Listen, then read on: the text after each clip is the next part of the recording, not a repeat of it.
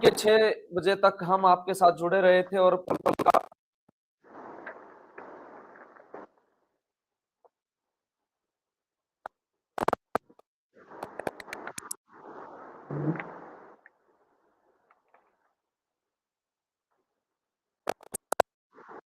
आवाज नहीं आ रही है।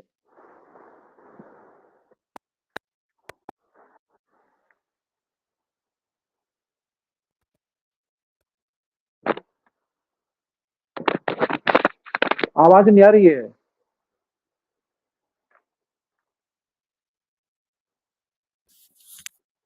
आवाज यहाँ से क्लियर है। मैं ऑडियंस से एक बार पूछना चाहूंगा, ऑडियंस आवाज आ रही है आपको? अब मेरे पास आ रही है आवाज, अब आ रही है, अब आ रही है। अब आ रही है आपके पास आवाज? हाँ।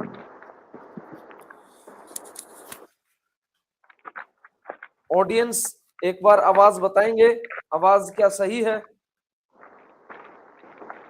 कप्तान गहलावत जी आवाज ठीक है, अमित कुमार जी आवाज ठीक है। चलिए शुरू करते हैं सर। सबसे पहले तो अंबाला से शुरू करें या किसी हॉट सीट से शुरू करें? नहीं, सबसे मेन बात क्या है कि अब जो है अरुण जो है 10 के 10 लोकसभा सीटों के परिणाम आ गए हैं। अब ये जानना जरूरी है कि इन चुनावों का अब 3 महीने के बाद जो है इफेक्ट क्या पड़ेगा, और आज के चुनाव परिणाम में जो है कांग्रेस और बीजेपी ने किसने क्या खोया है, क्या पाया है, कौन सी पार्टी को क्या नुकसान हुआ है, क्या फायदा हुआ है। तो ये सबसे बिल्कुल बड़ी इम्पोर्टेंट बात बात है। यही है कि उसके हिसाब से, क्योंकि अब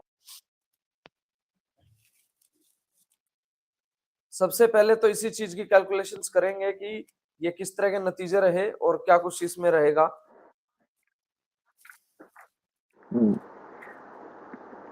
देखिए, जो अरुण सिंपल सी बात है कि जो कुल मिलाकर आप ये कह सकते हैं कि जो चुनाव परिणाम जो आया है उसमें दोनों ही पार्टियां जो बिल्कुल कांटे की टक्कर पर खड़ी हैं। जहां तक वोट बैंक के हिसाब से हम बात करें तो जो है दोनों के वोटों का जो फैसला है महज जो है 2 लाख वोटों का रहा है।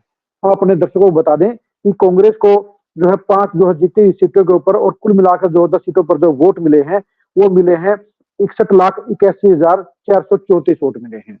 और वहीं बीजेपी को जो वोट मिले हैं वो जो है 7 लाख जो है और लगभग जो है 3,000 के आसपास मिले हैं। तो कुल मिलाकर दोनों ही पार्टियों के बीच में कांटे की टक्कर है और दोनों ही पार्टियों ने लगभग 95% वोट दोनों ही पार्टियों ने आपस में बांटने का काम किया है।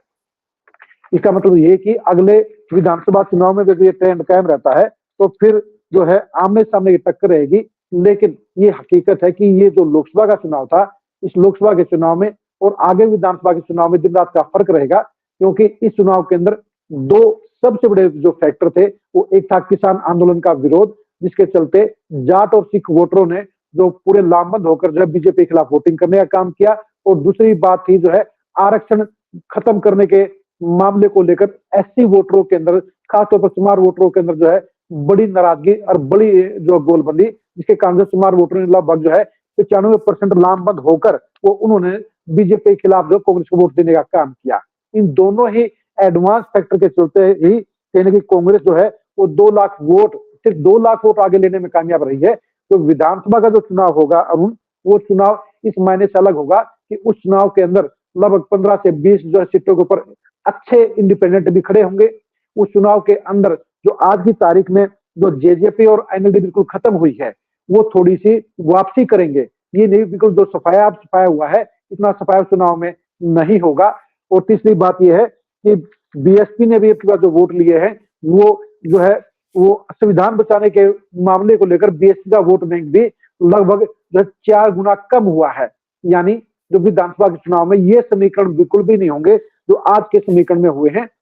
लेकिन ये तय है कि आज का जो चुनाव था उस चुनाव के अंदर साफ तौर के ऊपर नुकसान वो सिर्फ और सिर्फ हुआ है बीजेपी को, वो नुकसान हुआ है सिर्फ और सिर्फ जो है जेजेपी को, और वो नुकसान हुआ है आईएनएलडी को। अगर किसी को फायदा हुआ है तो फायदा हुआ है कांग्रेस पार्टी को, क्योंकि कांग्रेस पार्टी के 5 एमपी बन गए हैं। 2019 में जो कांग्रेस 0 सीटों पर आई थी वो अब दोबारा से 5 सीटों पर आ गई है। लेकिन अरुण ये भी सच्चाई है कि जब मैंने इन जो है पूरे जो है परिणामों को खंगालने का काम किया है तो आपको अचरज होगा कि 46 सीटों के ऊपर जो है लीड है कांग्रेस की और जो 44 सीटों के ऊपर लीड आई है बीजेपी की। यानी दोनों ही पार्टियां इस चुनाव के अंदर तो बराबरी के मौके पर खड़ी हुई है, और उस हिसाब से हम कह सकते हैं कि मुकाबला 2024 के विधानसभा चुनाव में भी कांटे का रहेगा। बिल्कुल, बहुत बड़ी बात है जिस तरह से मुकाबला रहने वाला है, लेकिन मैं ये चीज़ पूछना चाहूँगा अब लोगों की ज़्यादा उत्सुकता विधानसभा वाइज़ है, क्या हम वो है हमारे पास डेटा तैयार? हाँ, बिल्कुल, जो डाटा अपने पास जो है तैयार है, डाटा के हिसाब से हम जो एक-एक जो है जो पार्लियामेंट के जो 9 हल्के हैं, उसके हिसाब से हम चर्चा करेंगे। जैसे अम्बाला पार्लियामेंट में जो है 5 हल्कों में जो जीत मिली है, वो जीत मिली है कांग्रेस को और है बीजेपी को। बीजेपी को जो 4 हल्कों में जो जीत मिली है, वो उनके हल्के रहे कालका में, पंचकुला में, अम्बाला कैंट में और यमुनानगर में। जबकि जो कांग्रेस को लीड मिली है, वो अम्बाला सिटी में मिली है, वो बुलाना में मिली है, वो सडोरा में मिली है, वो जगाधरी में मिली है। यानी कहीं न कहीं जो रूरल बेल्ट के जो हल्के थे, उन हल्कों के अंदर जो है कांग्रेस आगे रही है, और जहां पर सिटी का इफेक्ट ज्यादा था, उसमें जो है बीजेपी को बढ़त मिली है। ये भी देखने की बात है कि कांग्रेस के भी इस जो है पार्लियामेंट के अंदर जो 4 एमएलए थे, वो 4 एमएलए में से हम ये कह सकते हैं कि जो 3 एमएलए के विधानसभा क्षेत्रों में जो है बीजेपी की बजाय कांग्रेस को लीड मिली है। अपने जो खुद के हल्के में वरुण मुलाना ने लगभग 28,000 की लीड ली है। किरण जो बाला है सुडौरा से विधायक है, वहां पे 40,000 की लीड जो है कांग्रेस को मिली है। इसके अलावा नारायणगढ़ के अंदर जो है तो किशन रामचंद्र गुर्जर, उनकी पत्नी शैली गुर्जर का हल्का है, और जो सीएम सैनी का भी हल्का है, वहां पर भी लगभग 27,000 वोटों की जो लीड है वो कांग्रेस को मिली है। और खास बात ये भी बताने की हम चाहेंगे कि जो माजरा गांव है जो नायब सीएम सैनी का, वहां पर भी बीजेपी हारी है। और एक हल्का ऐसा भी रहा कालका में, जहां कांग्रेस का एमएलए है प्रदीप चौधरी, वहां पर बीजेपी ने जीत दर्ज की है। लेकिन इसके साथ साथ ये भी सच्चाई है कि परिवहन मंत्री असीम गोयल के हल्के अंबाला सिटी में भी जो है वो कांग्रेस 6,000 वोटों से जीती है। यानी इस पार्लियामेंट के अंदर कांटे का मुकाबला हुआ है, और कांटे के मुकाबले में जो सडोरा हल्के के जो 40,000 वोटों की जो लीड थी, उसने जो है वरुण मुलाना को जीत दिलाने का काम किया है। जो ये भी बता दें कि अंबाला कैंट में भी जो है अनिल विज के सामने कांग्रेस जो है सिर्फ 6,000 वोटों से ही हारी है। यानी कांटे के मुकाबले जहां शहरों ने आप देखिए कि लगभग जो है 30,000 के करीब जो है वोटों का जो मार्जिन उनको मिला है यमुनानगर में, जो लगभग जो है 22,000 की जो है 22,000 वोटों की लीड मिली है उनको पंचकुला में। यानी बीजेपी शहरी वोटरों में अभी भी मजबूती से डटी हुई है अरुण। बिल्कुल बड़ी बात है। उसके बाद बात करेंगे कुरुक्षेत्र की। हाँ, कुरुक्षेत्र हल्के में भी जो है बिल्कुल सेम पैटर्न रहा है। कुरुक्षेत्र हल्के के जो पार्लियामेंट के 9 हल्कों में से 5 हल्कों के अंदर जो है वो सुशील गुप्ता को लीड मिली है, और 4 हल्कों में नवीन जिंदल को लीड मिली है। लेकिन नवीन जिंदल जो है 4 हल्कों की लीड के बावजूद भी वो चुनाव जीतने में सफल रहे। नवीन जिंदल को जो 4 हल्कों में लीड मिली है, वो लाडवा में मिली है, वो थानेसर में मिली है, वो पुंडरी में मिली है, और कैसल शहर में मिली है। यानी जो रणदीप सुरजेवाला के हल्के के अंदर भी जो है वो बीजेपी को लीड मिली है। लेकिन खेल मंत्री जो संदीप सिंह के हल्के के अंदर, और जो है पूर्व मंत्री कमलेश ढांडा के हल्कों के अंदर जो है वहां पर आम आदमी पार्टी को लीड मिली है। ये भी कह सकते हैं रादौर में जहां कांग्रेस के एमएलए थे, वहां पर भी जो है लीड जो है गुप्ता को मिली है। शाहबाद में सबसे ज्यादा लीड गुप्ता को मिली है, वहां पर जेजेपी के एमएलए थे, और रामकरण काला की सपोर्ट की वजह से वहां पर गुप्ता को बड़ी लीड मिली। लेकिन 4 हल्कों की लीड जो है वो नवीन जिंदल की ज्यादा रही, और यही वजह है कि नवीन जिंदल यहाँ से लगभग 30,000 वोटों से चुनाव जीत गए हैं। यानी ये हल्का भी ऐसा है जहां कांग्रेस खुश नहीं हो सकती है, क्योंकि ये एक ऐसा हल्का है, ऐसा पार्लियामेंट है अरुण, यहाँ के जो 5 हल्कों में जो लीड मिली है कांग्रेस को, या कहिए कि इंडिया गठबंधन को, अब आप देखिए अब सुशील गुप्ता चुनाव हार गए हैं। अब ये तय है कि भी अगले विधानसभा चुनाव के अंदर जो है 90 के 90 सीटों के ऊपर जो है आपको जो है आम आदमी पार्टी चुनाव लड़ती हुई नजर आएगी अरुण जो है। और अगर चुनाव लड़ेगी तो जो वहां पर जो है वोट मिले 5.5 लाख वोट जो मिले हैं उसको सुशील गुप्ता को, तो वहां पर अगर आम आदमी पार्टी के कैंडिडेट खड़े होंगे तो निश्चित तौर के ऊपर मिले हुए वोटों में से आम आदमी पार्टी 15 से 20% वोट तो अरुण पक्का लेने का काम करेगी। और अगर वो 15 से 20% वोट लेने का काम करेगी तो उन हालात में जिन 5 सीटों के ऊपर जो है सुशील गुप्ता को लीड मिली है, तो वहां पर भी बीजेपी की जीतने की गुंजाइश बन जाएगी, क्योंकि जितने वोट बटेंगे उतना ही फायदा बीजेपी को होगा। यानी कांग्रेस को जो 40 सीटों पर लीड मिली है, उसमें से हमें कुरुक्षेत्र पार्लियामेंट की 5 सीटों की लीड को निकालना पड़ेगा अरुण, क्योंकि इसके ऊपर जो है जो एक बड़ा इफेक्ट आएगा आम आदमी पार्टी का चुनाव लड़ने का, वो इस चुनाव के ऊपर ज्यादा इफेक्ट डालने का काम करेगा। यही वजह है कि कुरुक्षेत्र पार्लियामेंट में भी जो अब आने वाले विधानसभा चुनाव के अंदर एक बड़ी लड़ाई देखने को मिलेगी। इसके अलावा कलायत हल्के के जो है पूर्व विधायक थे, वो अब हिसार से सांसद बन गए हैं जयप्रकाश। अब जयप्रकाश अब कलायत सीट के ऊपर अपने बेटे को टिकट दिलवाने की कोशिश करेंगे। और ये बात सही है कि जेपी की तुलना में उनके बेटे विकास का जो रसूख इतना बड़ा नहीं है कि वो अपने बलबूते पर चुनाव जीत सके। उनके चुनाव के लिए भी लामबंदी जो करनी होगी, वो लामबंदी पूरी तौर के ऊपर वो खुद जेपी को करनी होगी। और इस चुनाव में एक बात और भी है अरुण, कि कलायत हल्के में जो सुशील गुप्ता को जो लीड मिली है, वो जाट वोटरों के एक मुश्त जो है वो उनको समर्थन के चलते ही मिली है, क्योंकि यहाँ पर 70% जाटों ने सुशील गुप्ता को समर्थन देने का काम किया। और ये भी सच्चाई है कि इस हल्के में रामपाल माजरा के इफेक्ट को नकारा नहीं जा सकता। इस चुनाव में काफी जाट वोटरों ने रामपाल माजरा को यह कहा कि माजरा साहब आपके चुनाव में आपको वोट देंगे, लेकिन इस चुनाव में हमें बीजेपी को हराना है, इसलिए हम अभय सिंह चौटाला को वोट नहीं देंगे, क्योंकि अभय सिंह चौटाला चुनाव नहीं जीत रहे हैं, हमें बीजेपी हरानी है, इसलिए हमें माफ करिएगा, हम आपके चुनाव में जरूर आपको वोट देंगे। यानी 15 से 20 हजार वोट तो जाटों के ऐसे रहे हैं जिन्होंने इसी वजह से जो है इन लोगों को वोट नहीं दिए, क्योंकि उनको लगा कि उनको वोट देने का मतलब वोट खराब करना रहेगा। यही वजह है कि जो कांग्रेस को जो 40 सीटों पर लीड मिली है, उनमें से हमें कुरुक्षेत्र पार्लियामेंट की 5 सीटों को मैनेज करके चलना पड़ेगा। यानी सही मायनों में अब कांग्रेस के पास 41 सीटों की लीड बची हुई है। अब हम बात कर रहे हैं करनाल लोकसभा सीट की। करनाल लोकसभा सीट के 9 के 9 हलकों के अंदर जो लीड मिली है, वो लीड मिली है बीजेपी को। मनोहर खट्टर ने 9 के 9 हलकों में असरदार लीड हासिल करने का काम किया है। और यहाँ पर सबसे बड़ी बात यह है कि यहाँ पर कांग्रेस के 3 एमएलए भी थे। इस राणा में बलबीर वाल्मीकि हैं, समलखा में धर्म सिंह छोकर हैं और असंध के अंदर शमशेर गोगी हैं। लेकिन इन तीनों ही हलकों में अब बीजेपी को लीड मिली है। यानी जो कांग्रेस के जो 30 एमएलए हैं, वो 30 एमएलए में से आप मान के चलिए कि 3 एमएलए तो उच्चतम पार्लियामेंट के बाद अब जो करनाल पार्लियामेंट में चुनाव हार गए हैं, जिसके चलते उनके लिए अब ये सीट बचाना बेहद चैलेंजिंग काम होगा। अब हम बात करते हैं सोनीपत की। सोनीपत पार्लियामेंट के अंदर भी साफ तौर पर बेशक से एमपी तो जो है सतपाल ब्रह्मचारी बन गए हैं कांग्रेस के, लेकिन यह भी सच्चाई है कि सतपाल ब्रह्मचारी सिर्फ जो है 3 सीटों के ऊपर ही कांग्रेस को लीड दिलवाने का काम करवा पाए हैं, जबकि बीजेपी को सोनीपत पार्लियामेंट के 6 हलकों में लीड मिली है। और ये 6 हलकों की लीड उस पार्लियामेंट में है जहां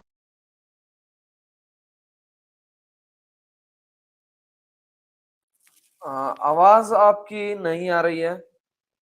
और ये जो 3 हलकों में जो लीड मिली है कांग्रेस को, वो मिली है उन्हें बड़ौदा में, खरगोदा में और जुड़ाना हलकों में। इन तीनों हलकों में बड़ी लीड मिलने के चलते ही आखिर में 20,000 वोटों से जो है सतपाल ब्रह्मचारी चुनाव जीत गए हैं। लेकिन आपको ये भी बता दें कि बाकी के जो 6 हलके हैं, यानी कि जींद में, सफीदों में, गुहाना में, राई में, गन्नौर में और सोनीपत में बीजेपी को लीड मिली है।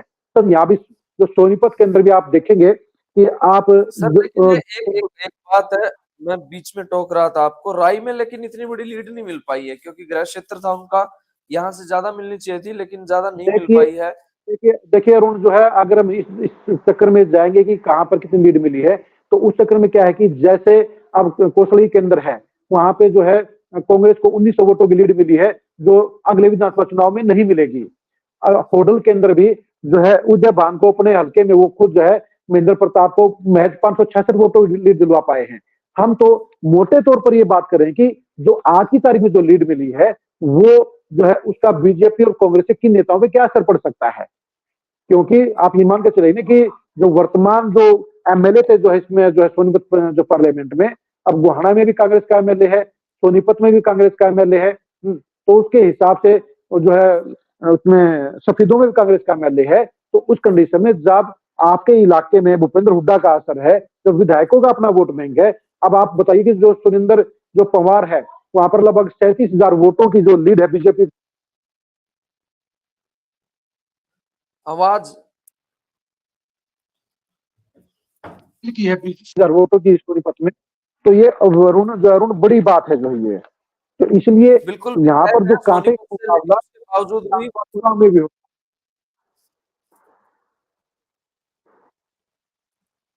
जी आवाज का इशू, आवाज आ रही है?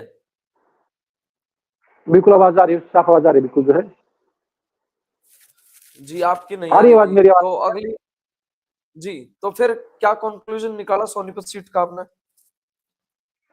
सोनीपत सीट में ये है कि अब जो कांग्रेस के जो चारों एमएलए को जो है, ये मान के चलिए कि वो, अब जैसे मान के चलिए कि भी जो एक जो वर्तमान एमएलए हैं, वर्तमान एमएलए को जो है ये मानकर चलना होगा कि उन्हें विधानसभा चुनाव में अपनी सीट जीतने के लिए बहुत ज्यादा प्रयास करना पड़ेगा, क्योंकि इस चुनाव में बीजेपी के खिलाफ में टोटल एग्रेसिव एटमोस्फेयर था।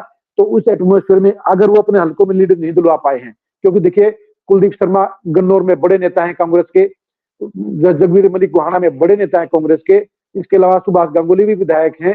तो उन हलकों में जो है लीड का जो बीजेपी को आना, वो साफ तौर पर कांग्रेस के लिए भी खतरे की घंटी है। कांग्रेस जो है चैन की नींद नहीं सो सकती है अरुण, और ये भी करना पड़ सकता है हुड्डा साहब को कि उन्हें अपने 3-4 एमएलए की टिकट भी बदलनी पड़ सकती है, क्योंकि देखिए अगर जिन विधायकों के अपने वोट बैंक नहीं है और जो विधायक इस टाइम ढलान पर चल रहे हैं, उनके टिकट काटने के बाद ही और नए चेहरों को टिकट देने पर ही कांग्रेस जो है सोनीपत में ज्यादा विधानसभा सीट जीतने की उम्मीद कर सकती है अरुण।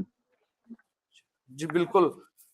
गुरुग्राम की बात करें तो नहीं, हम सोनीपत के बाद हम बात करते हैं सिरसा की, सिमेट्री वाइज चलते हैं हम। जब वो सिरसा में कांग्रेस को 9 के 9 हलकों में लीड मिली है, ये बम्पर जीत मिली है वहां पर जो है कुमारी शैलजा को।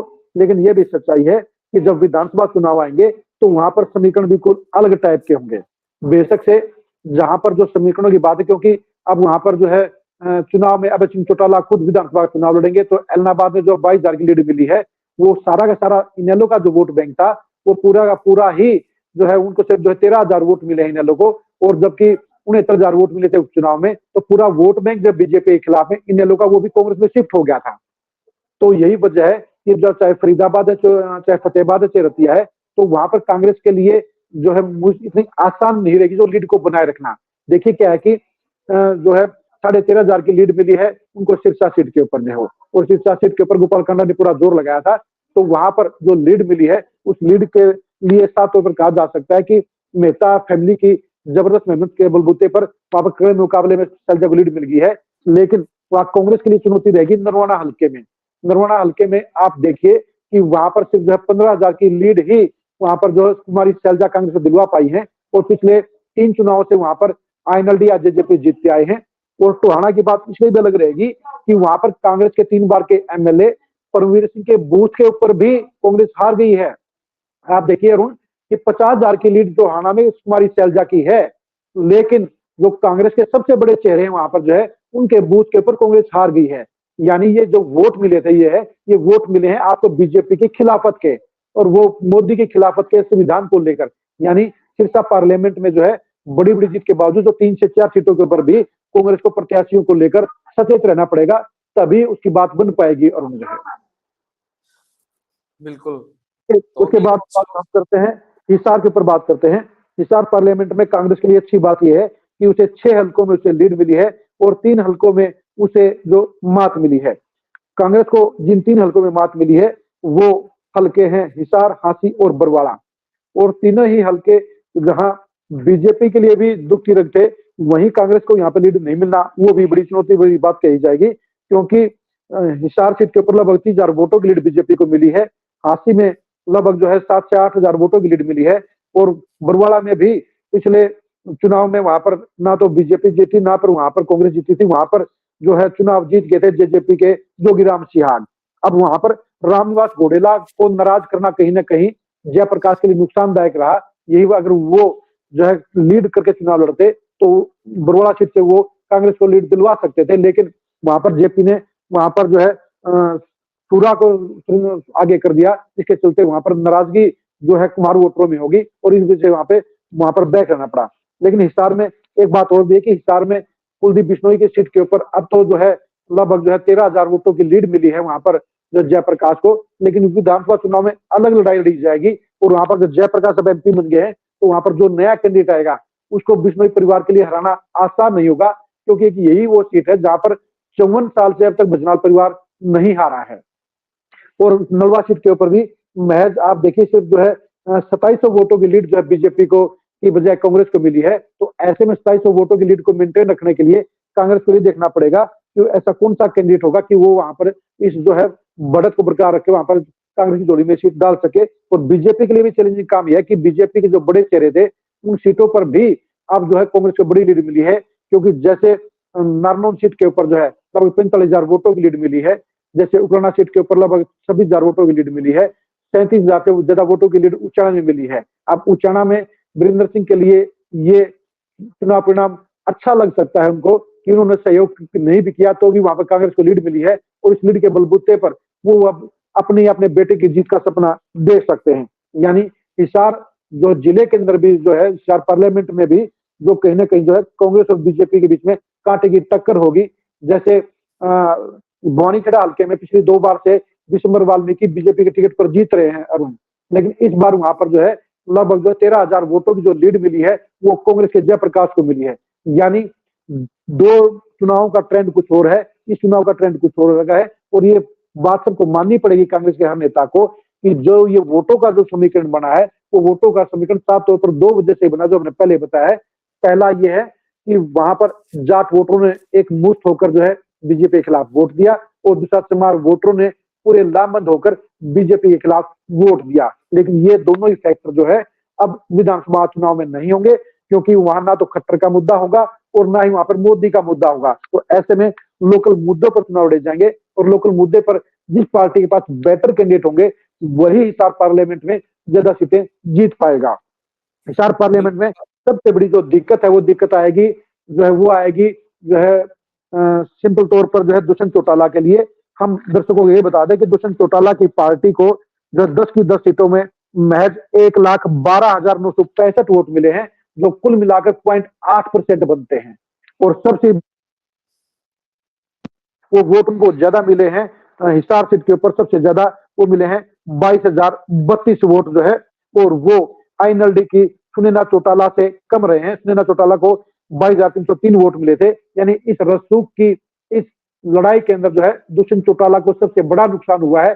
इस हिसार पार्लियामेंट में उनके पास 4 एमएलए थे, और 4 एमएलए में वो खुद भी शामिल थे, और वो अपने खुद के हल्के में भी महज 7,000 वोट भी नहीं ले पाए अपनी मां के लिए। तो ऐसे में दुष्यंत चौटाला के लिए सर्वाइवल की जो लड़ाई है वो हिसार पार्लियामेंट में बेहद मुश्किल साबित होगी, क्योंकि या तो उनके जो सोनीपत पार्लियामेंट के 3 हलकों में उनके एमएलए थे, या 4 उनके एमएलए थे, वो थे हिसार पार्लियामेंट में। तो इसलिए अब दुष्यंत चौटाला के लिए अब विधानसभा चुनाव में हिसार पार्लियामेंट और सोनीपत पार्लियामेंट के जींद वाले इलाके के अंदर और कैथल वाले इलाके में अब अपने एमएलए को बचाना मुमकिन नजर नहीं आता है। अब अगला जो पार्लियामेंट का हल्का है वो है रोहतक का। रोहतक के 9 के 9 विधानसभा हलकों में जो लीड मिली है कांग्रेस को, और मुझे लगता है कि विधानसभा चुनाव में सिर्फ एक हल्के में जो है वहां पर फिर से गड़बड़ होने की गुंजाइश रहेगी। वो हल्का है कोसली का। कोसली में बेशक से दीपेंद्र हुड्डा ने जो लगातार मेहनत की है, तो लगातार आवाज की भी वहां पर जो है उनको लीड है, लेकिन अब अगले उसमें देखने की बात रहेगी कैसे उनको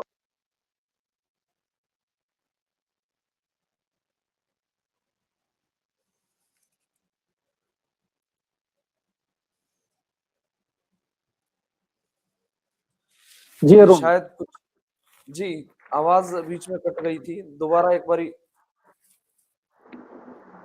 रोहतक के बारे में हम चर्चा शुरू की थी हमने, जो है रोहतक पार्लियामेंट के जो है 9 हलकों के। हाँ हाँ, तो कोसली में जो 1900 वोटों की लीड जो दीपेंद्र हुड्डा को मिली है, लेकिन आप मानकर चलिए कि विधानसभा चुनाव में कोसली में ये माहौल बिल्कुल भी नहीं होगा। वहां पर एक बार फिर से बीजेपी का पलड़ा भारी होगा। वहां पर अपने प्रत्याशियों को जिताने के लिए दीपेंद्र हुड्डा को सबसे ज्यादा मेहनत करनी पड़ेगी। इसके अलावा रोहतक शहर और जो है बहादुरगढ़ के अंदर भी उनको चुनौती का सामना करना पड़ेगा। बेशक से जो 25,000 की लीड उनको बहादुरगढ़ से मिली है, लेकिन वो लीड कैसे माहौल में मिली है, किस तरह से मिली है, वो वही जानते हैं। लेकिन फिर भी ये कह सकते हैं कि रोहतक पार्लियामेंट में 9 में से 7 हलकों में कांग्रेस जीत की दावेदार रहेगी। वहां पर कोई कांग्रेस को या हुड्डा परिवार को कोई ज्यादा खतरा नहीं होगा। लेकिन अब ये देखने की बात रहेगी कि जो नकारा जो घोड़े हो चुके हैं भूपेंद्र हुड्डा के पास में, जिनके पास वोट बैंक नहीं बचा है, जिनकी इमेज नहीं बची है, क्या वो उन विधायकों के टिकट काटने का फैसला लेंगे, या अपने बलबूते पर ही इन पुराने महारथियों को जिताने के लिए वो कोशिश करेंगे। अगला जो लोकसभा क्षेत्र है वो है भिवानी महेंद्रगढ़ का। भिवानी महेंद्रगढ़ में जो है 6 हलकों में लीड मिली है धर्मवीर को बीजेपी के, और 3 हलकों में कांग्रेस को लीड मिली है। कांग्रेस को जो लीड मिली है वो लीड सबसे ज्यादा मिली है बारड़ा में, लगभग 27,000 वोटों की मिली है, यहाँ पर कांग्रेस की जीत के गोल्डन चांस विधानसभा हल्के में भी रहेंगे। उनको जो दूसरी लीड मिली है वो 9,000 वोटों की मिली है, वो मिली है लोहारू सीट के ऊपर जो है। लोहारू सीट के ऊपर जो है वहां पर पूर्व विधायक सोमवीर सिंह और राजवीर फरटिया दोनों ने ही पूरा दम लगाया था, और ये दम लगाने के बावजूद वो सिर्फ जो है 9,000 की लीड वो दान सिंह को दिलवा पाए हैं। तो इस सीट के ऊपर जो जेपी दलाल और फरटिया के बीच में जबरदस्त कांटे की टक्कर होगी, लेकिन उस टक्कर के बीच में सोमवीर सिंह फरटिया के खिलाफ खड़े होंगे, जिसके कारण वहां पर हार जीत का जो अंतर है वो कहीं ना कहीं बीजेपी के पक्ष में लास्ट का आंकड़ा आ सकता है। और जहां तक बात है दादरी के ऊपर महज जो है 5,000 वोटों की लीड मिली है दान सिंह को, और इस लीड को बनाए रखना भी जो है कांग्रेस के लिए बेहद मुश्किल होगा, क्योंकि इस विधानसभा हल्के में कांग्रेस पिछले 3 चुनाव में लगातार कमजोर रही है, और यहाँ पर दूसरी पार्टियों के एमएलए जीते आए हैं। वर्तमान समय में यहाँ इंडिपेंडेंट एमएलए थे, उससे पहले यहाँ पर आईएनएलडी के एमएलए थे, तो इसलिए दादरी की लीड को भी बचाए रखना मुमकिन नहीं होगा। लेकिन जिस हिसाब से अब वहां पर तो सामने बेशक से लीड मिली है 5,000 वोटों की धर्मवीर सिंह को, लेकिन किरण चौधरी जब चुनाव लड़ेंगी तो निश्चित तौर पर वहां पर पलड़ा जो किरण चौधरी का भारी रहेगा। जहां तक महेंद्रगढ़ की सीटों का बात है, तो महेंद्रगढ़ में एक बार फिर से साबित हुआ है अरुण कि वहां पर पूरा जो यादव वोटों का जो मूवमेंट था वो पूरा मोदी के नाम पर था, और अहिरवाल ने मोदी के नाम पर वोट दिए हैं, और यही वजह है कि महेंद्रगढ़ की चारों सीटों के ऊपर ही वो बीजेपी का दबदबा रहा है। अब वहां पर आमने सामने की टक्कर में अब दान सिंह के लिए अपनी सीट बचाना भी अब बेहद चैलेंजिंग रहेगा, क्योंकि अपनी सीट के महेंद्रगढ़ के ऊपर भी लगभग वो 5,000 वोटों से वो पिछड़ गए हैं, और आमने सामने की लड़ाई में हमेशा दान सिंह चुनाव हारते आए हैं। अब देखने की बात यही रहेगी कि अब इस नुकसान की भरपाई दान सिंह कैसे करते हैं। बीजेपी के लिए इस पार्लियामेंट में जो है 2024 के विधानसभा चुनाव में भी ज्यादा सीट हासिल करने की जो संभावना अच्छी नजर आती है। यानी अगर बीजेपी की तीसरी बार सत्ता का अगर रास्ता कहीं से निकलेगा तो वो भिवानी पार्लियामेंट से शुरू होकर और वो सबसे ज्यादा फरीदाबाद पार्लियामेंट तक ही कवर करने का काम करेगा। अगला जो पार्लियामेंट है वो पार्लियामेंट है गुरुग्राम का। गुरुग्राम में भी इंद्रजीत लगभग 75,000 वोटों से चुनाव जीते हैं। उनको भी 3 हलकों में उनको मात मिली है, जो हम चर्चा कर रहे थे दिन में कि मेवात के जो तीनों हलके थे वहां पर जो है बड़ी लीड राजभर को मिली है। और मुझे ये लगता है कि विधानसभा चुनाव में भी 2019 की तरह 3 जो सीटें हैं वो कांग्रेस के खाते में जाएंगी, लेकिन बाकी के जो हलके हैं उन हलकों में जो बड़ी लीड बीजेपी को मिली है। लेकिन अब ये देखने की बात ये रहेगी, क्योंकि अब इस चुनाव के अंदर जो रेवाड़ी के जो कैप्टन अजय यादव के वोटर थे वो वोटर भी जो है राव इंद्रजीत के साथ में चले गए थे। लेकिन विधानसभा चुनाव में जब चिरंजीव राव चुनाव लड़ेंगे तो उन कंडीशन में वहां से फिर कांग्रेस की जीत की संभावना बन जाएगी। यानी ये पार्लियामेंट ऐसा है जहां पर 9 में से 4 हलकों में जीत की दावेदार वो कांग्रेस रहेगी और 5 हलकों में जीत की दावेदार वो बीजेपी रहेगी। आखिरी और फाइनल जो हल्का है वो हल्का है फरीदाबाद का। फरीदाबाद में भी 10 में से जो है 6 हलकों में जो बीजेपी को लीड मिली है और 3 हलकों में लीड मिली है वो मिली है कांग्रेस को। यहाँ पर कांग्रेस को सबसे बड़ी जो जीत मिली है वो लगभग जो है 60,000 की वोटों की लीड मिली है हथीन सीट के ऊपर। और मुझे लगता है कि 2024 के विधानसभा चुनाव में अगर इस पार्लियामेंट में कांग्रेस की सबसे जो पक्की सीट होगी वो पक्की सीट होगी हथीन की। कोडल में भी उदय भान के लिए खतरे की घंटी बज गई है, क्योंकि वो पूरे प्रयास के बावजूद भी वहां से वो जो है महेंद्र प्रताप को महज 566 वोटों की लीड दिलवा पाए हैं। अरुण, अब आप बताइए कि कांग्रेस के प्रदेश सदस्य हल्के में अगर कांग्रेस के प्रत्याशी को महज 566 वोटों की लीड मिलेगी तो आप सोच सकते हैं कि विधानसभा चुनाव में भी वहां कांटे की टक्कर होगी। इसके अलावा पृथला में भी जो है कांग्रेस को लीड मिली है, और जो दूसरी सीट जो पक्की मुझे नजर आती है वो सीट मुझे पृथला की नजर आती है। सबसे जो चौंकाने वाला जो परिणाम रहा वो परिणाम रहा जो एनआईटी का। एनआईटी में बीजेपी को 35,000 वोटों की लीड मिली है, लेकिन मुझे लगता है कि जो लोकल में चुनाव होगा तो कांग्रेस जो एमएलए नीरज शर्मा उनका जो ग्राउंड वर्क है वो अपने वोटरों को दोबारा लेकर आएगा, जिसके चलते वहां भी कांग्रेस जो है जीतने की पोजीशन में रहेगी। कांग्रेस के लिए जो बड़ा झटका वो रहा बड़खल में। बड़खल खुद का हल्का था महेंद्र प्रताप का, और अपने हल्के में लीड निकालने में कामयाब नहीं हो पाए, जिसकी वजह से वो चुनाव में हार भी गए हैं। तो सबसे बड़ी बात क्या है उनके चुनाव में जो लड़ाई लड़ी गई है वो अलग मुद्दे पर लड़ाई लड़ी गई है, और वो विधानसभा चुनाव में इस लड़ाई का ये वर्तमान माहौल है बिल्कुल भी नहीं होगा। वहाँ अलग एंगल के चुनाव होंगे, वहाँ अलग प्रत्याशियों के चुनाव होंगे, वहां पर अलग मुद्दों के चुनाव होंगे, और वो जो चुनाव लड़ा जाएगा वो चुनाव बीजेपी की तीसरी बार की सरकार में लड़ा जाएगा और वो चुनाव लड़ेगा जाएगा भूपेंद्र हुड्डा को अपने बेटे को सिमराने के लिए लड़ा जाएगा। तो यानी कांग्रेस में जहां हमारी शैलजा और भूपेंद्र हुड्डा दोनों सीएम पद के दावेदार होंगे, तो बीजेपी के लिए भी अब नायब सैनी के जरिए अगले 3 से 4 महीनों में अपनी खोई हुई पोजीशन को बचाने की, संवारने की, नुकसान भरपाई करने का मौका रहेगा। अब देखने की बात ये रहेगी कि दोनों ही पोर्शन में जो है, दोनों ही खेमों में कौन सा अपनी गलतियों को सुधारता है, कौन सा खेमा बेटर प्रत्याशियों को चुनने का प्रयास करता है। लेकिन हम आपको अपने दर्शकों को बता दें कि आज जो 10 सीटों के जो चुनाव परिणाम आए हैं उनके बारे में आपको बता दें कि उसमें दोनों ही पार्टियों ने जो है 5-5 सीटें जीती हैं और कांग्रेस ने 40 सीटों पर लीड हासिल की है विधानसभा हल्कों के हिसाब से और बीजेपी ने 44 हल्कों में लीड हासिल की है। लेकिन जो विधानसभा के चुनाव में ऐसा नजारा नहीं होगा और इसमें से भी 9 हल्कों में से 5 हल्के कुरुक्षेत्र पार्लियामेंट के जहां पर सुशील गुप्ता को लीड मिली है, उन हल्कों के ऊपर भी नजर रहेगी क्योंकि आम आदमी पार्टी 90 के 90 हल्कों में चुनाव लड़ेगी और वो निश्चित तौर पर जो वोट काटने का काम करेगी, वो वोट काटने का काम करेगी सिर्फ और सिर्फ कांग्रेस के। क्योंकि बीजेपी और कांग्रेस में हमने आपको बताया है कि जो कांग्रेस को जो वोट मिले हैं, वो वोट मिले हैं लगभग 62 लाख वोट मिले हैं और जो बीजेपी को वोट मिले हैं वो जो है 60 लाख वोट मिले हैं। यानी दोनों ही पार्टियों के बीच में सिर्फ जो है 2 लाख वोटों का फर्क है। और अगर आम आदमी पार्टी 90 के 90 हल्कों में चुनाव लड़ेगी तो निश्चित तौर पर वो 4-5 लाख वोट तो अपने खाते में डालने का काम करेगी और 4-5 लाख अगर आम आदमी पार्टी लेने का काम करेगी तो उस कंडीशन में जो वोट घटेंगे वो जो कांग्रेस को जो 62 लाख वोट मिले हैं उनमें से घटेंगे। उन हालात में बीजेपी के लिए जो कहीं ना कहीं मुझे लगता है कि गुंजाइश ज्यादा हो सकती है। लेकिन बीजेपी में जिस तरह से इस बार भितरघात हुआ है वो हरियाणा के इतिहास में सबसे बड़ा भितरघात रहा है और उस कंडीशन में बीजेपी के हाईकमान के लिए ये देखने की बात रहेगी, ये चिंता की बात रहेगी कि वो सबसे पहले तो भितरघात करने वाले नेताओं के खिलाफ क्या कार्रवाई करती है और दूसरा विधानसभा चुनाव में इसी तरह के भितरघात को रोकने के लिए क्या तैयारी करती है। तो इसके हिसाब से हम कह सकते हैं कि ये चुनाव में जो रिजल्ट आए हैं वो रिजल्ट जो है बेशक से कांग्रेस को खुशी दे रहे हैं 5 सीटों की, लेकिन चुनौतियां कांग्रेस के लिए कम नहीं हुई है क्योंकि बीजेपी उसके साथ खड़ी हुई है। 44 सीटों में बीजेपी को लीड मिली है और ये लीड जो है अगले विधानसभा चुनाव में भी कांग्रेस के लिए कड़ी चुनौती देने का काम करेगी। यानी कांग्रेस को आसानी से सरकार नहीं मिलेगी और बीजेपी को भी तीसरी बार सरकार बनाने के लिए पापड़ बेलने पड़ेंगे, मेहनत करनी पड़ेगी, सही प्रत्याशियों को चुनना पड़ेगा, पार्टी के लिए भितरघात करने वाले नेताओं को हाशिए पर डालना पड़ेगा और सबसे अलग तरीके से नेगेटिविटी को खत्म करके नायब सैनी की एक एक्स्ट्रा ऑर्डिनरी परफॉर्मेंस के जरिए ही बीजेपी तीसरी बार सरकार बनाने के बारे में सोच सकती है। नहीं तो पलड़ा जो है कांग्रेस का ही भारी रह सकता है। लेकिन कांग्रेस में भी इतने नेताओं की भरमार होगी अरुण कि वहां पर भी जब बगावत होगी तो वो भी टिकट कटने के बाद वो भी देखने वाली रहेगी। यानी भूपेंद्र हुड्डा ने जो 5 सीटें जितवाकर बेशक से वो अपने आप को अपनी पीठ थपथपा सकते हैं, लेकिन ये बात भी सही है कि उनके जो 3 बड़े जो उनके प्रयोग थे कांग्रेस के, वो कांग्रेस का प्रयोग भिवानी सीट पर फेल हुआ है जहां ये कहा गया था कि सुरती के टिकट काटने से दान सिंह पक्का चुनाव जीतेंगे। वहां पर उनका प्रयोग फेल हो गया है। उनका प्रयोग जो है वहां पर गुड़गांव सीट पर फेल हो गया है जहां पर राज बब्बर को इसलिए लाया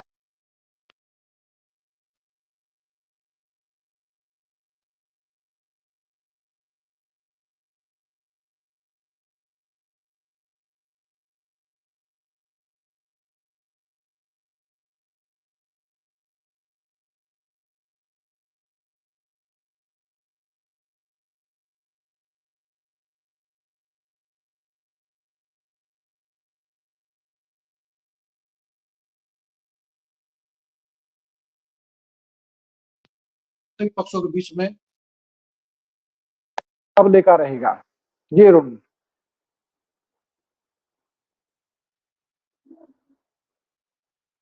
आवाज आनी बंद होगी अरुण।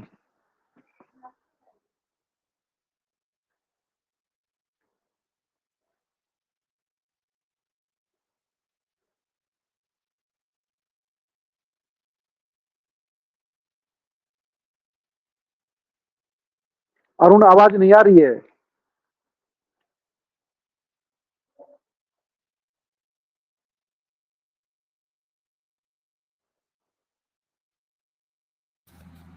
अब आ रही है आवाज? हाँ अब आ रही है आवाज, अब आ रही है। तो ये मैं बताना चाहता था कि किस तरह से अब जो है विधानसभा के ऊपर सभी की नजर रहेंगी, लेकिन विधानसभा इतना आसान वो ना बीजेपी के लिए है ना कांग्रेस के लिए है। और अब तो आम आदमी पार्टी भी लगता नहीं कि अब ये इंडिया गठबंधन के बैनर तले जो चीजें होंगी सब अलग अलग अपनी अपनी डफली अपना अपना राग अलापेंगे और इसमें बड़ा ही दिलचस्प मुकाबला रहेगा। बिल्कुल सही बात है अरुण। जो है जो मुकाबला है उसमें जो है कांग्रेस अलग खेमे में खड़ी होगी, आम आदमी पार्टी अलग खेमे में खड़ी रहेगी, और जो आईएनएलडी और जेजेपी भी अपने अस्तित्व को बचाने के लिए लड़ाई लड़ेंगे। बीएसपी भी वापस की कोशिश करेगी।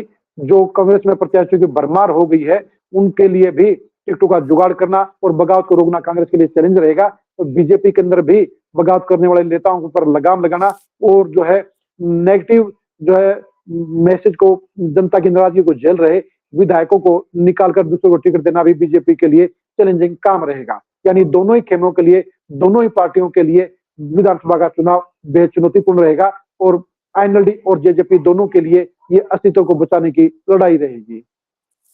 कल बीजेपी की मंथन बैठक भी है। जो आज भीतर घात हुआ है, जिस तरह से उन्हें लगता है कि कहां कहां हम हारे हैं, कल समीक्षा बैठक भी है उनकी। बीजेपी को तो जो है मीटिंगों ने ही तो ज्यादा बर्बाद किया है कि यहाँ लोग मीटिंगें ज्यादा करते हैं, झूठे दावे ज्यादा करते हैं, फील्ड में काम कम करते हैं और अपने ही लोगों की जड़ों में तेल डालने का काम करते हैं। अब देखने की बात यही है कि जो जिन जिन लोकसभा क्षेत्रों में जो है भितरघात हुआ है, क्या वहां के जिम्मेदार नेताओं के खिलाफ बीजेपी हाईकमान कोई कार्रवाई करने की जहमत उठाने का काम करता है या उन्हें सिर्फ चेतावनी देने का काम ही किया जाता है। जाहिर सी बात है इस खेल में बड़े बड़े नेता भी शामिल हैं और इन नेताओं पर लगाम कसना बीजेपी के लिए आसान नहीं होगा। लेकिन अगर दो चार बड़े नेताओं को उनकी इस जो है भितरघात की सजा देने का काम बीजेपी ने किया तो ही आगे जाकर बाकी नेताओं में कुछ डर समा पाएगा, वो कुछ हिचकाएंगे। वरना तो बीजेपी के लिए अब लोकसभा चुनाव की तरह विधानसभा चुनाव में भी मुझे भितरघात की बड़ी संभावना नजर आ रही है अरुण। बिल्कुल। करनाल पे अगर दो शब्द कह पाए तो दिव्यांशु बहुत नए थे, पहला चुनाव था। देखिए मैं तो सिंपल सी बात कह रहा हूँ कि दिव्यांशु ने जो है सबसे कमजोर प्रत्याशी होने के बावजूद भी उन्होंने चुनाव जो है जो लड़ा वो चुनाव जो एक अलग तरह का चुनाव था। असल में दिव्यांशु बुद्धिराजा हवाबाजी के कारण चुनाव हार गए हैं। मैं आपको एक सिंपल सी बात बताता हूँ कि पूरे करनाल पार्लियामेंट के अंदर, वो करनाल जिले की जो है 5 सीटों में भूपेंद्र हुड्डा के सबसे कट्टर समर्थक थे सुरेंद्र नरवाल, जो 10 साल तक वहां पर जो है कांग्रेस के जिला अध्यक्ष भी रहे हैं। लेकिन पूरे चुनाव में दिव्यांशु बुद्धिराजा ने सुरेंद्र नरवाल को एक फोन भी नहीं किया। दिव्यांशु बुद्धिराजा ने जो एक एक नेता को ही सिर्फ जो है अपने साथ रखा, बाकी के नेताओं को इग्नोर करने का काम किया। दिव्यांशु बुद्धिराजा ने जिस तरह से पानीपत सिटी में बुल्ले शाह को इग्नोर करके वो रोहिता रेवड़ी को लेकर आए, उसके चलते बूथों पर लड़ाई कमजोर होगी। जिस तरह से सचिन कुंडू को उन्होंने पानीपत ग्रामीण में लगाया, जिस तरह से सचिन कुंडू को उन्होंने पूरे पानीपत का चौधरी बनाया, उसके चलते भी कांग्रेस के बाकी जो नेताओं में जो है नाराजगी फैली और यही वजह रही कि पानीपत के 4 हलकों में जो है वो बीजेपी लेने का काम कर गई। यानी साफ तौर पर जो है दिव्यांशु बुद्धिराजा में मैच्योरिटी की कमी रही। उनको ये समझ नहीं आया कि उनकी लड़ाई एक ऐसे नेता के साथ में है जो प्रदेश का 9.5 साल से मुख्यमंत्री है, जो पंजाबियों का सबसे बड़ा नेता भी है। उन्होंने जो है जो भाषा का इस्तेमाल जो खट्टर साहब के लिए किया, जिस तरह की शब्दावली रही, वो कहीं ना कहीं वो अनमेच्योरिटी को दिखाता है और यही वजह रही कि वो ना तो पंजाबियों का विश्वास जीत पाए, ना ही वो दूसरे गैर जाट वोटरों का विश्वास जीत पाए। सिर्फ जाटों ने, समारोह ने जो है थोक के भाव ने वोट देने का काम किया। लेकिन ये वोटर महज तौर पर 6 लाख वोटर ही थे। 6 लाख में से जो 4.5 लाख वोट पोल हुए हैं उनमें से 80% वोट उनको मिल गए हैं। लेकिन दिव्यांशु बुद्धिराजा के लिए अब भविष्य काफी खुला पड़ा हुआ है। अगर वो अपनी गलतियों से सबक लेकर अपनी सियासत को सुधारने का काम करेंगे तो उनके लिए भी अच्छा भविष्य आगे बन सकता है। अरुण, एक चीज पूछना चाहता था मैं, क्या भूपेंद्र सिंह हुड्डा ने दिल से काम किया दिव्यांशु के लिए? अगर मैं ये कहूँ जो है कि दिल से बिल्कुल भी काम नहीं किया, क्योंकि दिव्यांशु बुद्धिराजा के लिए तो भूपेंद्र हुड्डा ने करनाल पार्लियामेंट के एक भी नेता को ये नहीं कहा कि उन्हें दिव्यांशु बुद्धिराजा को जितवाने के लिए मेहनत करनी है, वो डलवाने हैं, दिन रात एक करना है। सिर्फ फॉर्मेलिटी की गई। फॉर्मेलिटी के तौर पर जो है दीपेंद्र हुड्डा वहां पर आए, फॉर्मेलिटी के तौर पर भूपेंद्र हुड्डा आए। दीपेंद्र हुड्डा ने जरूर इंटरेस्ट लिया क्योंकि जो है ये देवांशु बुद्ध राजा उनके टीम के मेंबर है, लेकिन भूपेंद्र हुड्डा ने वो जहमत नहीं उठाई, क्योंकि आपने ऑडियो भी सुना होगा जिसमें वो कह रहे थे कि उनकी चॉइस के प्रत्याशी नहीं है, वो ऊपर से प्रत्याशी बनकर आए हैं, उनसे ऊपर से होकर प्रत्याशी बनकर आए हैं। तो कहीं ना कहीं भूपेंद्र हुड्डा को इस बात का मलाल था कि वो बाबरिया के साथ सेटिंग करके देवांशु बुद्ध राजा टिकट ले आए हैं, और इसलिए उन्होंने इस चुनाव में देवांशु बुद्ध राजा की मदद नहीं की। अगर भूपेंद्र हुड्डा अपने साथियों को ये कह देते कि मेरे को वहां पर जीत हर हालत में चाहिए, तो निश्चित तौर पर देवांशु बुद्ध राजा वहां पर चुनाव जीत भी सकते थे। दो श्रेणियों की बात करूंगा। नायब सैनी बीजेपी के पास है, राजकुमार सैनी कांग्रेस के पास है। देखिए क्या है कि राजकुमार सैनी की हरियाणा की सियासत में फिलहाल कोई हैसियत नहीं है। वो जो है बुझे हुए चिराग हो सकते हैं, उनको साथ रखने से आपके हाथों में जो है बुझी हुई बाती की कालिक तो लग सकती है, लेकिन वो बाती रोशन नहीं हो सकती है।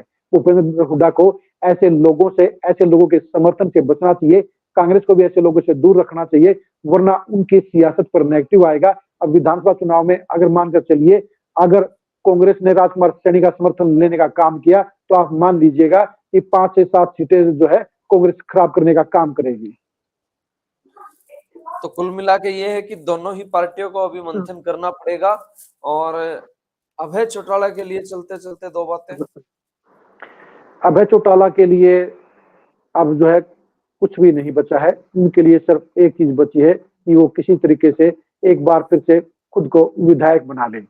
लेकिन जो हालात एलनाबाद के हैं, जो हालात रानिया के हैं, जो हालात डबवाड़ी के हैं, उनमें से किसी भी सीट में उनके लिए हालात अच्छे नहीं है। सिर्फ रानिया सीट के ऊपर ही वो जो एमएलए बनने की गुंजाइश रख सकते हैं। अगर वो एलनाबाद में अगर चुनाव लड़ेंगे, तो वहां पर कांग्रेस और मीनू बेनीवाल के बीच में वो फंस जाएंगे, क्योंकि आप देखिए वहां पर जो है बीजेपी को लगभग 22,000 वोटों की लीड मिली है, और वो 22,000 वोटों की लीड में जो उनके जो वोटर जो कांग्रेस साथ में चले गए हैं, अगर कांग्रेस की सरकार हवा की बनी कांग्रेस की, तो उस कंडीशन में लगभग 30 से 40% वोटर वहीं पर रह जाएंगे, जिसके चलते अब चौटाला के लिए तीसरे नंबर की लड़ाई में फंसना पड़ सकता है, उनकी ज्यादा फजीहत हो सकती है।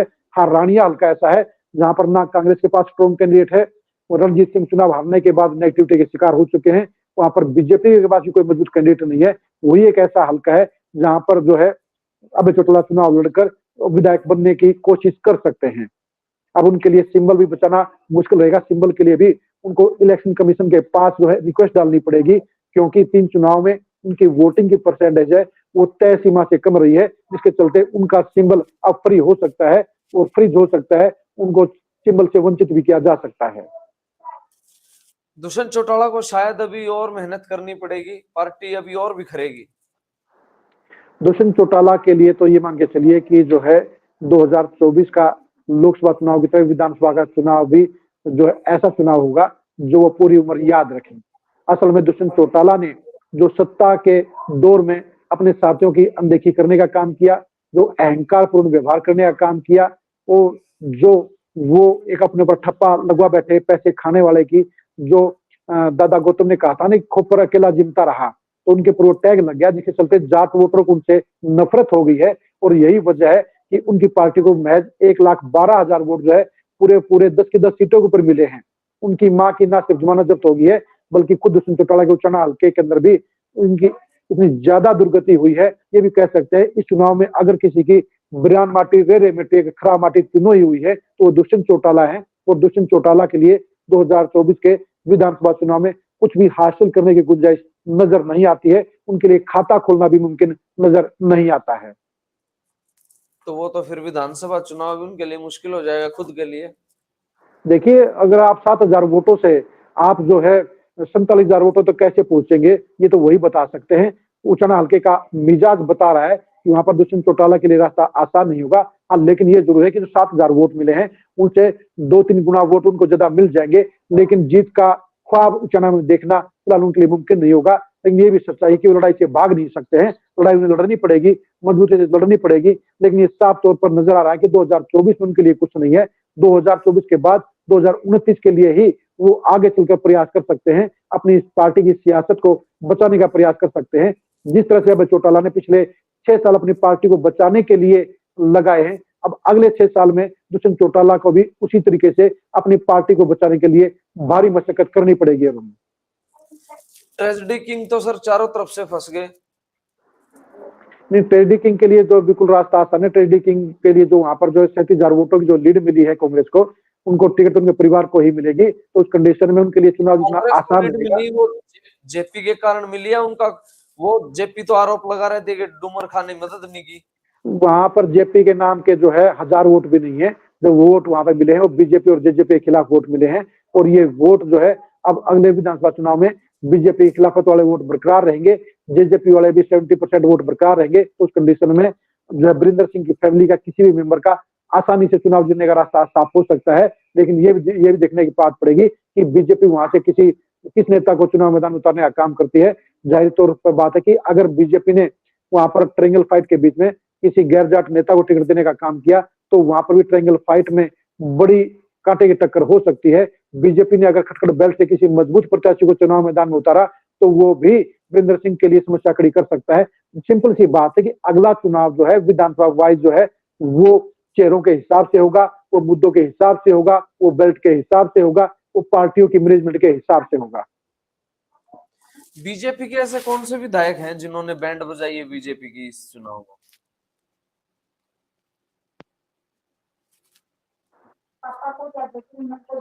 ये रूम बीजेपी के ऐसे कौन से विधायक है जिन्होंने बीजेपी की बैंड बजाई है? इसके बारे में हम कल चर्चा करेंगे जो है, क्योंकि उनका पूरा रिपोर्ट कार्ड निकालना पड़ेगा। क्योंकि अब जो आंकड़ों के बीच में जाकर कि कौन कौन से विधायकों के लिए खतरा है, कौन कौन से बड़े नेताओं के लिए खतरा है, कौन से बड़े नेताओं के खुद के बूथ पे, खुद के गांव में किस पार्टी के नेताओं को मात मिली है, वो भी एक बड़ी रिसर्च का विषय रहेगा, जिसे हम कल पूरे दिन में उसको हम जो खंगालने के बाद कल रात को एक बार फिर से हम नए विश्लेषण के साथ आएंगे, नए समीकरणों के हिसाब से आएंगे और नेताओं के भविष्य की एक जो है भविष्यवाणी के साथ लेकर आएंगे। क्या बात है। चलिए बहुत बहुत धन्यवाद सर इस चर्चा में Thank जुड़ने you. के लिए। मैं एक बार, क्योंकि सोनीपत गृह क्षेत्र है तो बार बार कमेंट आ रहे हैं कि उनकी एक बार वोट बता दे विधानसभा वाइज, वो मैं एक बार शेयर कर देता हूँ। अगर आप जुड़े रहेंगे तो ठीक रहेगा। बड़ौदा की बात करें सबसे पहले तो बड़ौदा में जो है 70,314 वोट मिले हैं सतपाल ब्रह्मचारी को और मोहनलाल बडोली को 39,741 वोट मिले हैं। 30,553 की लीड यहाँ पे उनको मिली है बड़ौदा से, काफी अच्छी लीड मिली है। और दूसरी लीड मिली है उन्हें खरखोदा से। खरखोदा में मोहनलाल बडोली को 44,217 वोट मिले हैं, सतपाल ब्रह्मचारी को 57,148 जो लीड मिली है यहाँ पे 12,931 वोटों की वो लीड मिली है। और इसके बाद सतपाल ब्रह्मचारी जो है जुलाना से वो उन्हें लीड मिली है 471 वोट जो है वो सतपाल ब्रह्मचारी के हैं और 47,146 मोहनलाल बडोली के हैं। 24,325 की लीड मिली है। जबकि सफीदों, जींद और आपका राई और गन्नौर और इसके बाद आपका गोहाना और सोनीपत, यहाँ पर जो है वो सतपाल ब्रह्मचारी को लूज हुए हैं और वो मोहनलाल बडोली को लीड मिली है। लेकिन जुलाना, बड़ौदा और खरखोदा ने इतनी लीड दे दी कि इन शहरों में इतनी लीड नहीं मिल पाई। और जाहिर सी बात है जिस तरह से आपने एक लिस्ट बनाई थी उस लिस्ट का असर कहीं ना कहीं इन क्षेत्रों में दिखाई दे रहा है। मेरे को ये चीज नहीं समझ में आ रही, आपने राजीव जैन का, कविता जैन का भी नाम लिया था, लेकिन सोनीपत से है ठीक ठाक सा मार्जिन है मिल रहा उन्हें।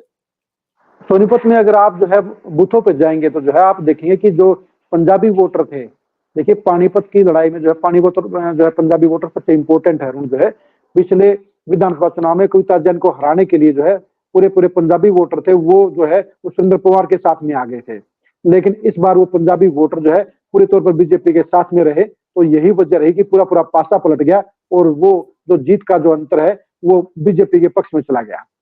वहां पर जो मेहनत, अगर ये बता दूं, अगर और मेहनत अगर राजीव जैन करते तो कम से कम 10,000 वोट वो और वहां पर बढ़ा सकते थे। और अगर 10,000 वोट बढ़ाने का मुश्किल मतलब ये है कि वो मुकाबले के नजदीक ला सकते थे और पार्टी को जिताने का काम भी कर सकते थे। क्योंकि आप देखिए कि आपको एक बात और बता दूं कि जो सोनीपत के बनिया वोटरों में और जो है जींद के बनिया वोटरों में इस बार सेंध लगी है। वहां पर जो है बीजेपी के मुकाबले में कांग्रेस को वोट ज्यादा मिले हैं और इसी वजह से जींद में भी सिर्फ 3000 वोटों की लीड बीजेपी ले पाई है। और इसी वजह से जो सोनीपत शहर के जो बनी है उनमें से भी 50% बनियों ने जो है कांग्रेस को वोट दिया है, जिसकी वजह से बड़ी लीड नहीं बन पाई है। सोनीपत और जींद से जो उम्मीद थी वो पूरी नहीं हो पाई है, इतनी ज्यादा पूरी नहीं हो पाई है। बिल्कुल बिल्कुल, देखिए मैं मानता हूँ कि सोनीपत में जो कम से कम 5,000 की लीड राजीव जैन और बढ़ा सकते थे। इसके अलावा जो जींद जिले में जो नाकामी रही है वो कृष्णलाल मिड्ढा की रही है। वहां पर भी क्या है कि जो उनकी भी एक मजबूरी कही जाएगी, क्योंकि वहां पर 32 गांव पड़ते हैं और 32 गांव में किसानों ने जो है वहां पर मिड्ढा को घुसने नहीं दिया, जिसकी वजह से वहां पर एक तरफा माहौल पे रहा। और जो शहरों में जो है बढ़िया वोटों ने भी अब की बार जो कांग्रेस को वोट दिए, उसके साथ में जो आउटरी कॉलोनियां थी जिंद की, वहां पर भी जो है उनको वोट मिले हैं कांग्रेस को। यही वजह रही कि वहां बीजेपी महज 3000 वोटों की लीड लेने में सफल रही है। गन्नौर के अंदर क्रेडिट देवेंद्र कादियान को जाएगा या निर्मल चौधरी को? देखिए आप मानकर चलिए कि निर्मल चौधरी ने तो जो किया है वो सारी दुनिया ने देखा है।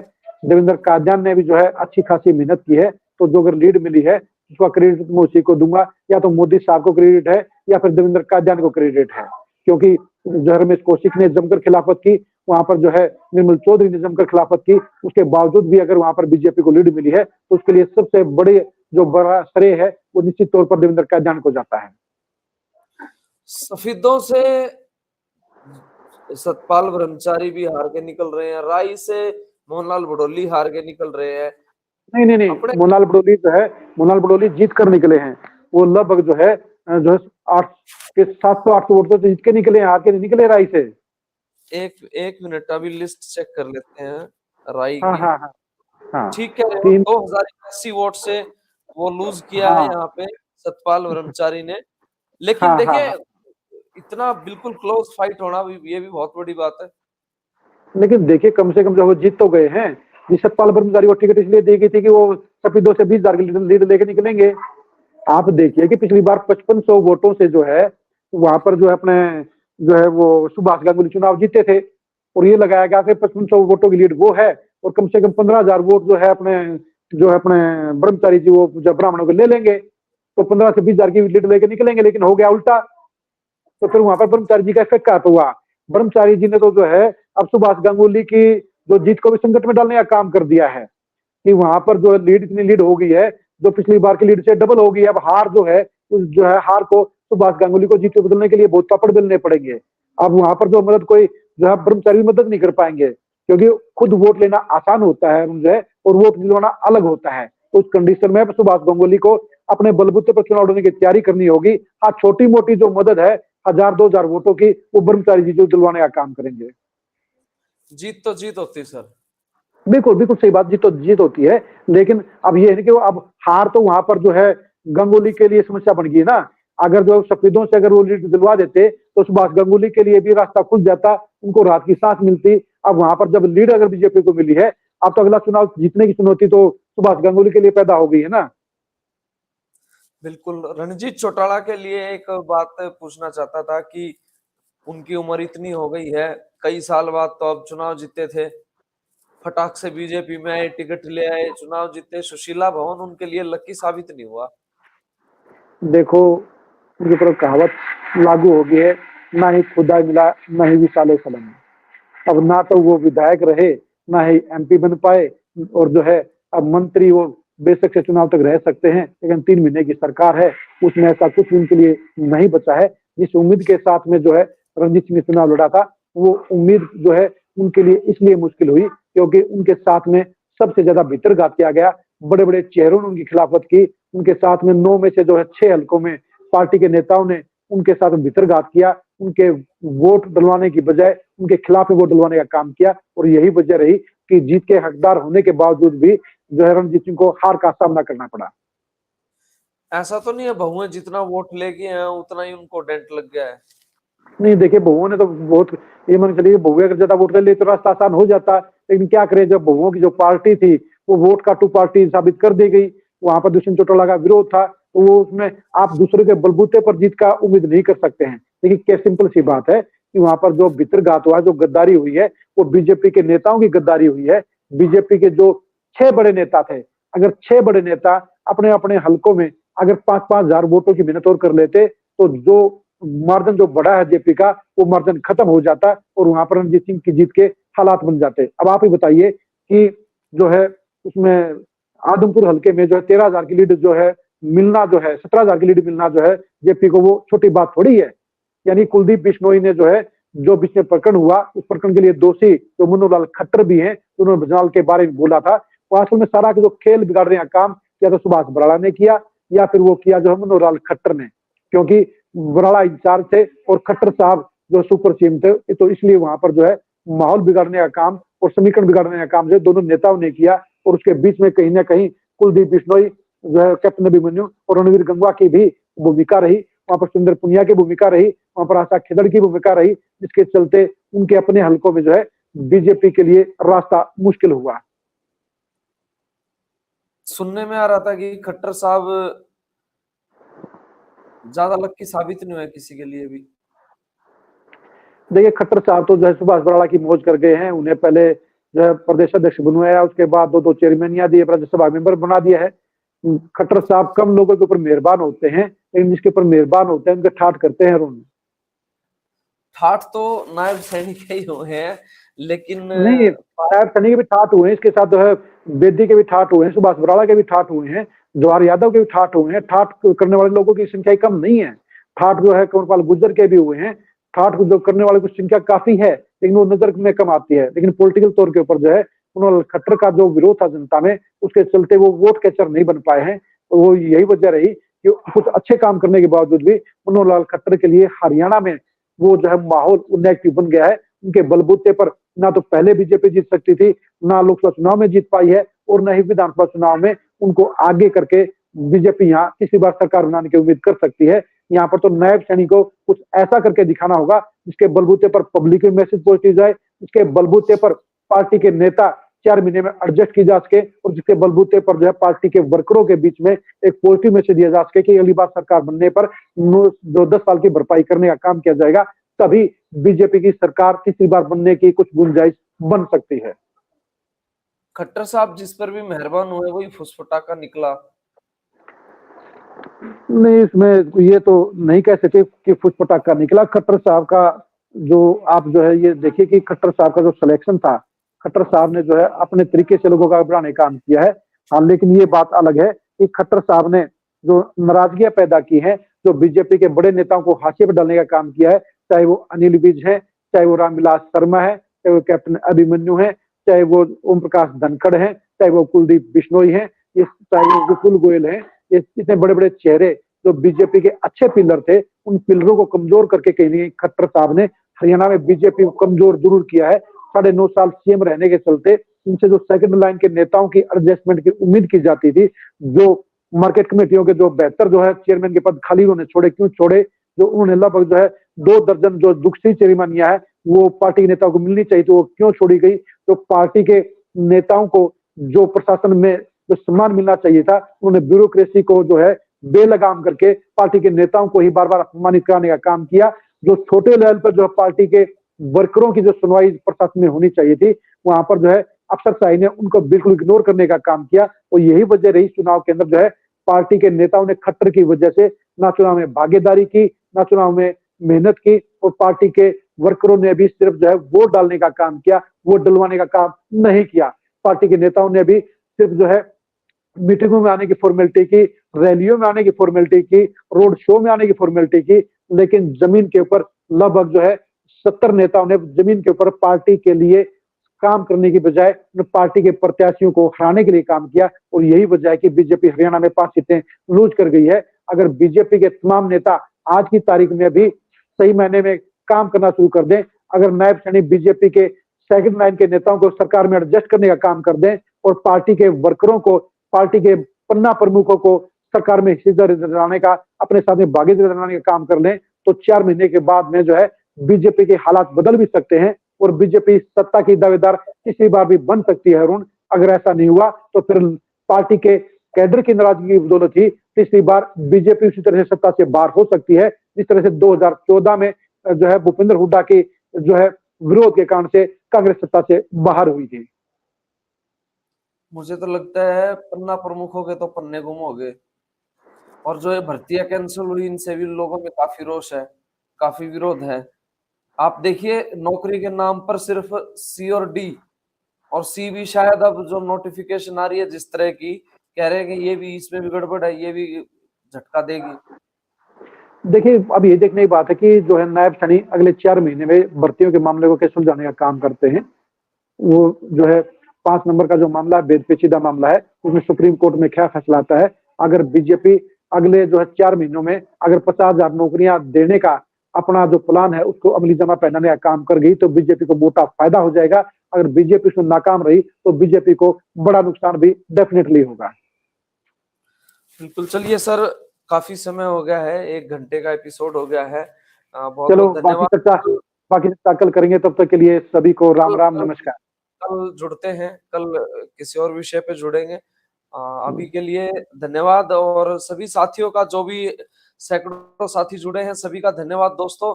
आप सबने सुबह से लेकर अभी तक हमें इतना प्यार दिया है, और तमाम जो भी हमारे प्रशंसक हैं, दर्शक हैं, उन सबका धन्यवाद। क्योंकि बड़े-बड़े टीवी चैनल्स भी थे यहाँ पर, बड़े-बड़े अखबार भी थे, हर चीज थी, लेकिन उसके बावजूद भी आपने चुना, हम लोगों को सुना। इसके लिए आपका बहुत-बहुत धन्यवाद, और विश्वसनीयता दिखाने के लिए हमारे अंदर बहुत-बहुत धन्यवाद। सर नमस्कार। शुक्रिया, सभी का शुक्रिया। नमस्कार।